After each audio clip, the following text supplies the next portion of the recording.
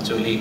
আগারগাঁও নির্বাচন কমিশন সচিবালয় অডিটোরিয়ামে অনুষ্ঠিত হল নির্বাচন কর্মকর্তা সম্মেলন ২০২৫। সম্মেলনে উপজেলা, জেলা এবং আঞ্চলিক নির্বাচন কর্মকর্তা অংশ নেন। কি করলে নির্বাচন আমাদের দৃষ্টিতে আরো বেশি অবাধ, সুষ্ঠু, নিরপেক্ষ হবে সেই বিষয়গুলো উপস্থাপন করছিলাম। সম্মেলনে কমিশনের সিনিয়র সচিব জানান, ইসি অতীতের মতো কোনো প্রহসনের আশ্রয় নেবে না। এ সময় সকল কর্মকর্তাদের নিরপেক্ষভাবে আসন্ন নির্বাচন পরিচালনার জন্য আহ্বান জানান তিনি। সুষ্ঠু, সুন্দর, অবাধ, নিরপেক্ষ, গ্রহণমূলক এবং আন্তর্জাতিক মানদণ্ডে একটা উজ্জ্বল অবস্থানে নিয়ে যেতে চাই।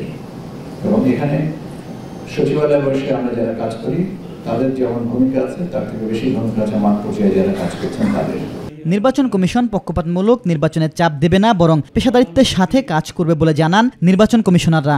১০০টা কারণকে লিপিবদ্ধ করেন আর এক্সক্লুড করতে থাকেন যে না এটার কারণে হয় নাই জুলাই, এটার কারণে জুলাই হয় নাই, তাহলে দেখবেন ফাইনালি এসে একটা কারণ দাঁড়ায় থাকবে, সেটা হচ্ছে পচা নির্বাচন বা নির্বাচনের নামে প্রহসন। আমরা যদি এখান থেকে বের হতে চাই, এই সমস্যাটাকে যদি চিহ্নিত করতে চাই, তাহলে প্রথম প্রতিজ্ঞা করতে হবে আজকের এই সম্মেলন থেকে আর কখনো আমরা এই ধরনের নির্বাচন করব না, নির্বাচনের অংশ হব না। ওয়ালটন এখন দেশের সীমানা পেরিয়ে পৌঁছে গিয়েছে 50টিরও বেশি দেশে।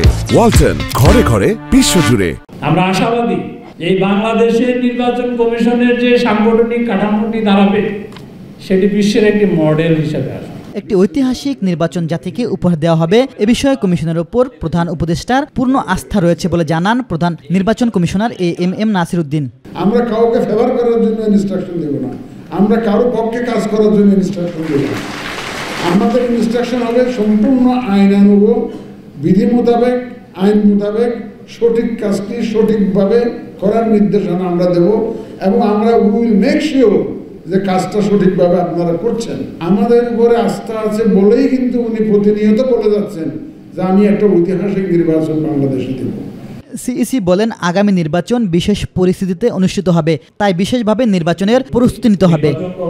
সম্মেলন 2025। ইলিয়াস মাতবর, মাই টিভি, ঢাকা।